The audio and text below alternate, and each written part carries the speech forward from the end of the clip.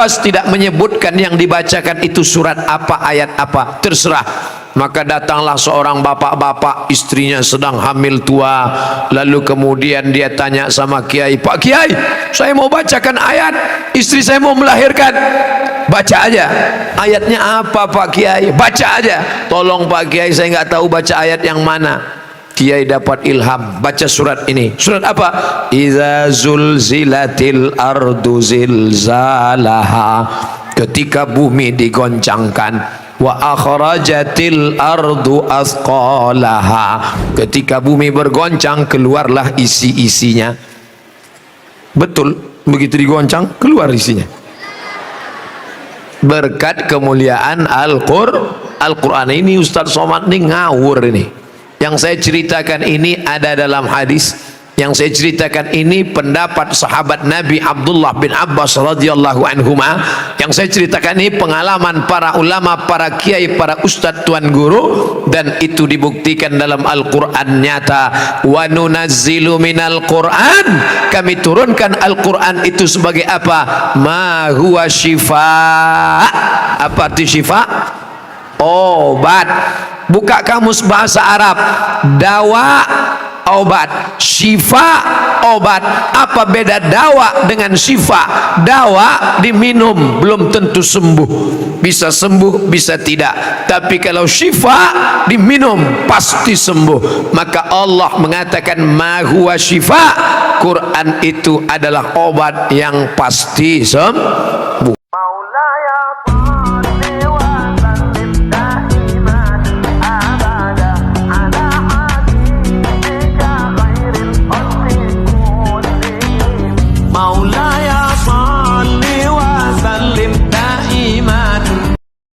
Man kharaja fi talabil ilmi, siapa yang keluar rumah dengan niat menuntut ilmu, fahuwa fi sabilillah, maka dia sama seperti orang yang berjihad fi sabilillah di Palestina. Sampai kapan? Hatta yarji'a, sampai dia pulang ke rumah. Ibu-ibu nanti buka catatan amalnya, inna alaikum lahafizin kiraman katibin ya'lamuna ma taf'alun. Bersama ibu bapak ada malaikat mencatat segala amal. Ma yalfizu min qaulin, tidak ada satu kata pun yang keluar dari mulut, illa ladaihi raqibun atid. Nanti sampai masanya buku catatan itu akan diperintahkan Allah baca juz 15. Iqra kitabak, baca buku catatan amalmu. Di akhirat kita tidak disuruh baca Quran, yang disuruh baca buku catatan amalmu. Kafa binafsikal yauma alaika hasiba. Saat dibuka buku catatan amalnya, buku catatan amal, malam jam 9, sinetron Korea. Tapi malam ini alhamdulillah buku catatan amal jihad fi sabilillah. Loh, kenapa bisa dapat jihad fi sabilillah? Saya kan nggak pernah perang di Palestina, kan nggak pernah perang melawan Serbia, Slobodan Milosevic, kan tidak pernah perang melawan orang kafir musyrik. Kenapa bisa dapat pahala jihad? Karena engkau di pesantren Al-Quraniyah bersama para ulama dan kiai-kiai. Ini yang di belakang saya ini doktor-doktor. Makanya saya tidak menghadap mereka. Kalau saya menghadap mereka, ceramah saya hilang. Yang di belakang saya doktor, yang di depan ini LCMA, lagi cemas menghadapi anak-anak. Bapak-bapak, ibu-ibu yang dimuliakan Allah Subhanahu wa taala. Ada seorang sahabat Nabi musafir dalam satu perjalanan. Di tengah perjalanan ketemu satu kabilah, kampung, rumah. Ternyata di kampung itu ada orang gila. Ada orang gila dan orang kampung ini minta doa. Hai kamu yang pernah jumpa Nabi Muhammad sallallahu alaihi, tolong doakan orang gila ini. Dia bingung karena dia tidak pernah diajarkan Nabi doa menghadapi orang gila. Saya pun seandainya diminta, Ustaz Somad tolong doakan ini, yang tahu saya Allahumma barik lana fima razaqtana wa qina azabannar. Ini menghadapi orang gila. Maka dia bacakan ayat Al-Quran sambil menahan air ludah. Bismillahirrahmanirrahim. Alhamdulillah Rabbil Alamin Ar-Rahmanirrahim Maliki Yawmiddin Iyyaka na'budu wa iyyaka nasta'in Shiratal mustaqim Shiratal ladzina an'amta 'alaihim ghairil maghdubi 'alaihim waladdallin. Amin. Dia tahan sampai air ludahnya banyak. Bismillahirrahmanirrahim. Habis itu dia ludah. Dan orang gila itu sembuh. Riwayat ini ada dalam buku 37 masalah populer ditulis oleh Abdul Somad LCMA. Ketika membahas tentang apakah kalau perbuatan itu tidak dibuat Nabi, apakah bid'ah? Karena ada orang sekarang mendefinisikan kalau tidak dibuat Nabi bid'ah, itu perbuatan tidak pernah dibuat Nabi. Nabi tidak pernah mengajarkan ayyuhalladzina amanu, hai orang-orang beriman, kalau kamu ketemu orang gila, bacalah Al-Fatihah banyak-banyak sambil tahan air ludah, setelah itu puih. Tapi ternyata gilanya sembuh. Yang menyembuhkan itu siapa? Innama amruhu idza arada syai'an ayyakula lahu kun. Nanti kalau ketemu orang gila baca. Tapi kita biasanya ketemu orang gila ayatnya udah hilang duluan. Saudaraku yang dimuliakan Allah Subhanahu wa taala. Lalu kemudian kata Abdullah bin Abbas, dibacakan ayat ke air lalu ditiupkan ke air, maka dimudahkan Allah Subhanahu wa taala barokat bacaan Al-Qur'an. Tapi Abdullah bin Abbas tidak menyebutkan yang dibacakan itu surat apa, ayat apa, terserah. Maka datanglah seorang bapak-bapak, istrinya sedang hamil tua. Lalu kemudian dia tanya sama kiai, "Pak Kiai, saya mau bacakan ayat, istri saya mau melahirkan." "Baca aja." "Ayatnya apa Pak Kiai?" "Baca aja." "Tolong Pak Kiai, saya nggak tahu baca ayat yang mana." Kiai dapat ilham, baca surat ini. Surat apa? Idza zulzilatil ardu zilzalaha, ketika bumi digoncangkan. Wa akhrajatil ardu asqalaha, ketika bumi bergoncang keluarlah isi-isinya. Betul, begitu digoncang keluar isinya. Berkat kemuliaan Al-Quran ini Ustaz Somad ini ngawur ini. Yang saya ceritakan ini ada dalam hadis. Yang saya ceritakan ini pendapat sahabat Nabi Abdullah bin Abbas radhiyallahu anhuma. Yang saya ceritakan ini pengalaman para ulama, para kiai, para ustadz tuan guru, dan itu dibuktikan dalam Al-Quran nyata. Wa nunazzilu minal Quran, kami turunkan Al-Quran itu sebagai apa? Ma huwa syifa. Apa arti syifa? Obat. Buka kamus bahasa Arab. Dawa obat, syifa obat.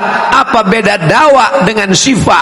Dawa diminum belum tentu sembuh, bisa sembuh bisa tidak. Tapi kalau syifa diminum pasti sembuh. Maka Allah mengatakan ma huwa syifa, Quran itu adalah obat yang pasti sembuh. Yang nggak percaya nggak apa-apa, neraka jahanam masih kosong.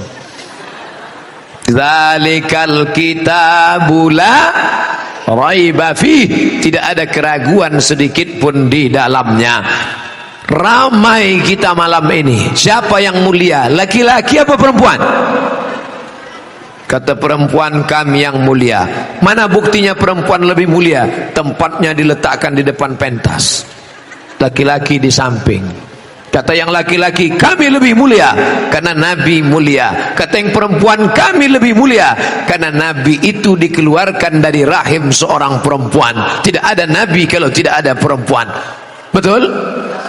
Kata yang laki-laki, memang betul Nabi itu keluar dari rahim perempuan, tapi bapaknya Nabi tetap laki-laki. Ini kalau gini terus nggak selesai-selesai sampai subuh. Maka solusinya di mana? Di antara kita ini siapa yang paling mulia?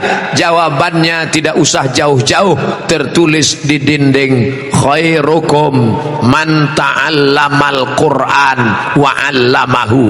Khairukum, yang paling baik di antara kalian, man ta'allamal Qur'an, orang yang belajar Al-Qur'an, wa 'allamahu, dan orang yang mengajarkan Quran. Tuh dia. Apa itu hidup? Ada jawabannya. Siapa yang paling mulia? Ada jawabannya. Dan mereka memang betul-betul mulia di dunia, di akhirat. Kenapa? Karena tertulis di bawah VIP, very important person. Saudara yang dimuliakan Allah Subhanahu wa taala, di atas, di bawah, di samping, di dalam pondok ada terdapat anak-anak yang sedang belajar Al-Qur'an dan mereka nanti akan menjadi pengajar Al-Qur'an. Mereka inilah orang-orang yang mulia. Ibu pun ikut mulia karena ibu pernah mengandung orang-orang yang mulia. Bangkit di akhirat, di atas kepalanya ada tajun, mahkota, crown minan nur, dari cahaya. Yang lain kepalanya kosong, nggak ada apa-apa. Yang lain malah gundul kena rontok, kena penyakit tipus. Tapi ibu di atas kepalanya ada mahkota dari cahaya. Ya Allah, kenapa ini perempuan ada mahkota dari cahaya? Karena dia pernah mengandung anak-anak penghafal Quran. Amin. Jangan cuman amin doa, daftarkan anak Anda sebelum tanggal penutupan berikut ini. Sahabat saya jauh-jauh dari Riau naik pesawat 1 jam 40 menit untuk mengantarkan anak belajar sekolah di pesantren Al-Qur'aniyah. Bisa-bisanya bapak-bapak, ibu-ibu yang tinggal di sekitar sini tidak mengambil manfaat barokah dari Al-Qur'aniyah. Seperti pepatah mengatakan, ayam mati di lumbung padi, padinya banyak tapi ayam bisa mati kelaparan. Kenapa? Karena dia tidak mau memakai paruhnya untuk mencotok padi. Maka ada ungkapan, jangan sampai rezeki dipatok ayam. Dulu rezeki dipatok ayam, sekarang bukan cuma dipatok ayam, lain-lain pun ikut mematoknya juga. Saudaraku yang dimuliakan Allah Subhanahu wa taala, untuk apa anak kami jadi penghafal Quran? Saya enggak mau anak saya penghafal Quran, Pak Ustaz. Paling-paling nanti jadi imam tarawih. Saya enggak mau anak saya penghafal Quran, Pak Ustaz. Paling-paling nanti jadi guru ngaji. Saya enggak mau anak saya penghafal Quran, Pak Ustaz. Ini kalau ada orang ngomong begini, ini otaknya sungsang. Perlu dibawa ke message, diluruskan isi kepalanya, karena dalam kepalanya itu hanya duit, dunia, dunia, duit, duit, dunia, dunia. Sengaja Allah ciptakan lambung dengan otak jaraknya 3 jengkal, 1, 2, 3. Ini lambung, ini otak, supaya otakmu jangan cuman mikir lambung. Ada nggak makhluk yang otaknya dekat dengan lambung? Ada, udang. Maka disebut otaknya otak udang. Di situ otaknya, di situ perutnya, di situ taiknya, di situ lambungnya.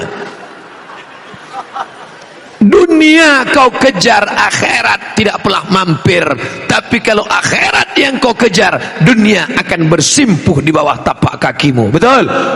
Berapa banyak para penghafal-penghafal Quran yang dimuliakan Allah Subhanahu wa taala. Saya dengan mata kepala saya sendiri melihat orang-orang yang mau menerima calon menantu.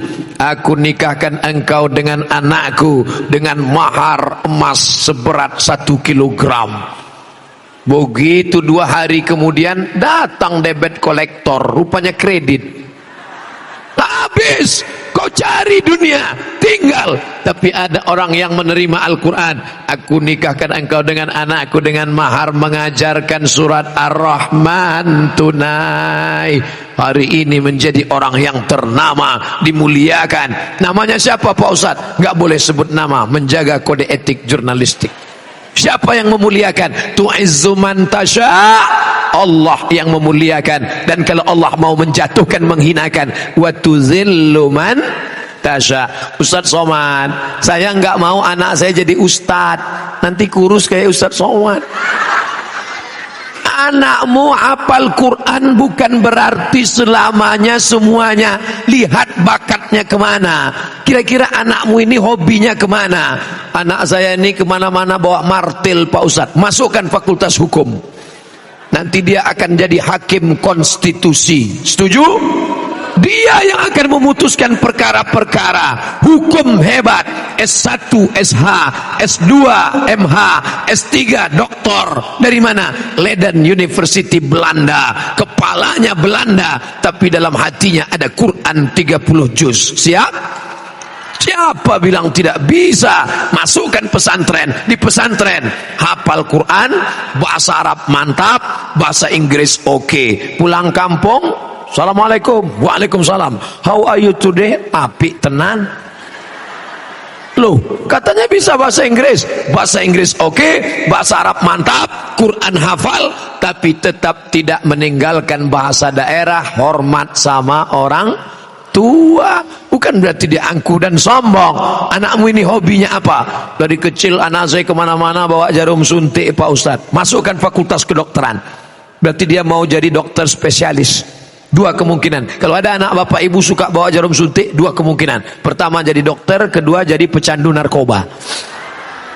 Tergantung kemana kita mengarahkannya. Ustadz Somad, kalau ada anak Indonesia yang hafal Quran, bawa ke sini, nanti dia dapat beasiswa full free. Itu yang ngomong siapa? Pak Rektor di Yogyakarta, Universitas Islam Indonesia, UII. Saya waktu ceramah ke sana, hafal Quran, bawa ke sini, kami tes, dapat beasiswa. Berapa juz Pak? 30 juz. Kalau yang juz 30 nggak bisa. Nah, nanti anak-anak bapak ibu hafal Al-Quran masuk. Saya ceramah di Solo. Bagaimana? Universitas Negeri UNS.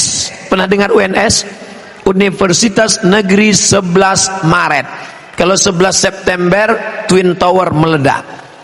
11 Maret Super Semar, surat perintah 11 Maret, Universitas Negeri 11 Maret. Apa kata Bapak Dekan? Saya makan malam dengan Pak Dekan, Ustadz Somad. Universitas 11 Maret bukan sekolah Islam, bukan universitas Islam, tidak bawa-bawa nama Islam, tapi di sana ada 160 anak penghafal Quran diterima beasiswa full. Itulah jihadnya para rektor. Mudah-mudahan rektor-rektor se-Indonesia akan menerima anak-anak kita penghafal Quran. Allahu Akbar. Ustadz Somad, 100 anak hafal Quran kami angkat jadi guru SMP, SMA, SD, TK, MDA.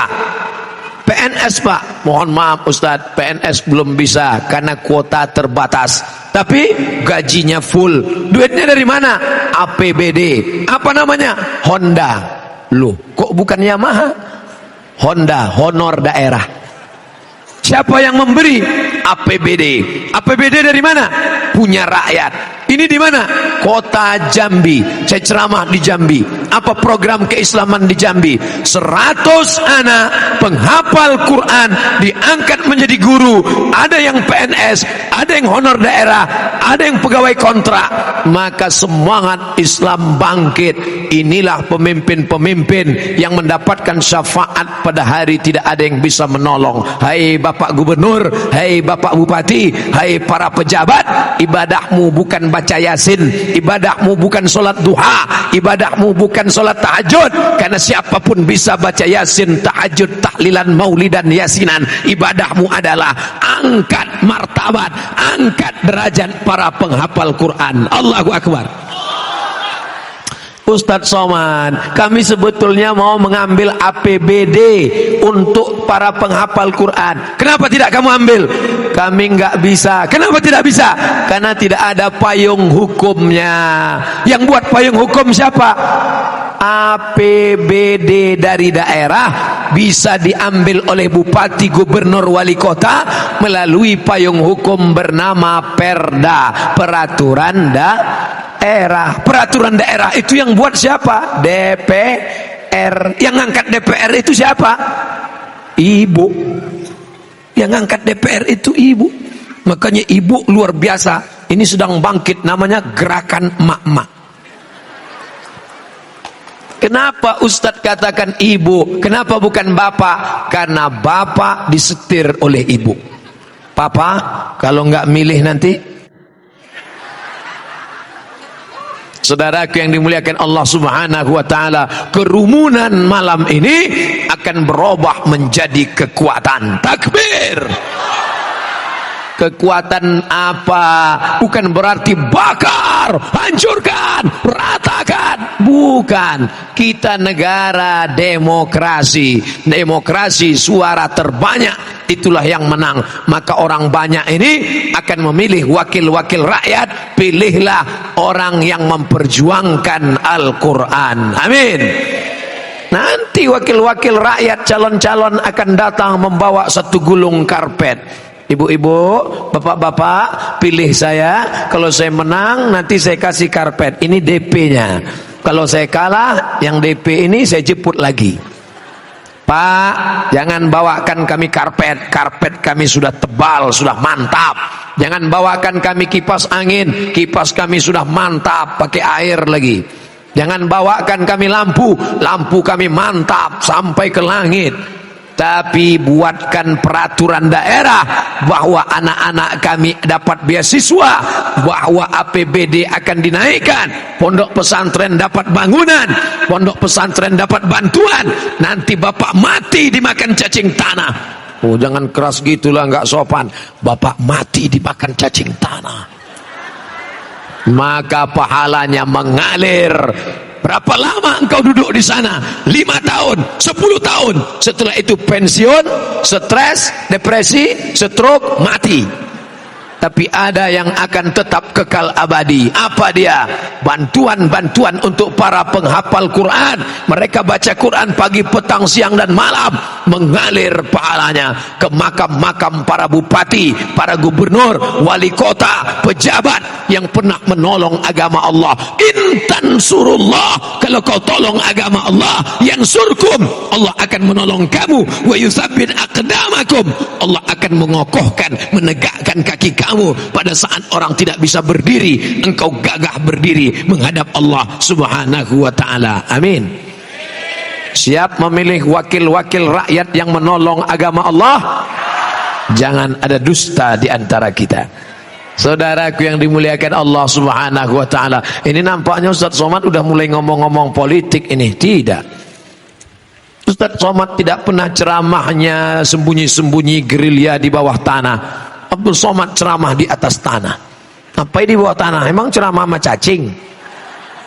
Yang dibicarakannya tidak pernah partai, tidak pernah bicara nama orang, tidak pernah bicara nama golongan, tidak pernah bicara nama ormas. Yang dibicarakan hanya menolong agama Allah dengan kekuasaan. Ustaz Somad hanya ceramah, bacalah Quran, bacalah Quran, bacalah Quran. Habis itu selesai.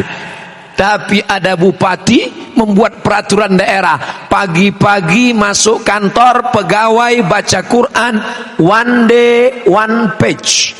Ada namanya odoj, one day one juz. Dia enggak, dia tawar one day one page, satu hari satu lembar, satu hari satu lembar saja. Selesai baca Bismillahirrahmanirrahim, lillahi ma fis samawati wa ma fil ard. Maka orang yang di kantor itu sudah mendapatkan barokah. Wa idza quri'al Qur'an, kalau Quran dibacakan, fastami'u lahu, dengar baik-baik, wa ansitu, diam, la'allakum turhamun, maka mendapat rahmat. Dibacakan Quran di kantor, kantornya mendapat rahmat. Dibacakan Quran di rumah, rumahnya mendapat rahmat. Bayangkan ibu punya anak hafal Quran, satu hari dia ulang 2 juz, 1 bulan dia khatam 2 kali, 1 tahun dia khatam 24 kali, maka mengalir pahalanya setelah ibu meninggal tanpa dia bacakan. Untuk almarhumah ibu, untuk almarhum bapak, tanpa dia baca, otomatis, automatically mengalir. Maka wakafkan anakmu. Anakmu berapa? Anak saya do re mi fa sol la si do sol fa mi re do. Wakafkan satu anak untuk menjadi para penghafal Quran. Amin. Bapak Ibu yang dimuliakan Allah Subhanahu wa ta'ala, hidup bahagia bersama Quran. Orang selalu mengaitkan keberhasilan dengan titel. S1 berhasil, S2 sukses, S3 mantap, profesor hebat. Tapi kebahagiaan letaknya di dalam hati. Maka banyak orang berhasil tapi tidak bahagia. Betul? Siapa orang berhasil tidak bahagia? Tuh, angka bunuh diri terbesar di dunia bukan di Jakarta, bukan di Indonesia. Angka bunuh diri terbesar di dunia Eropa, Amerika, Jepang. Orang Jepang kalau stres dia ambil samurai, harakiri gerak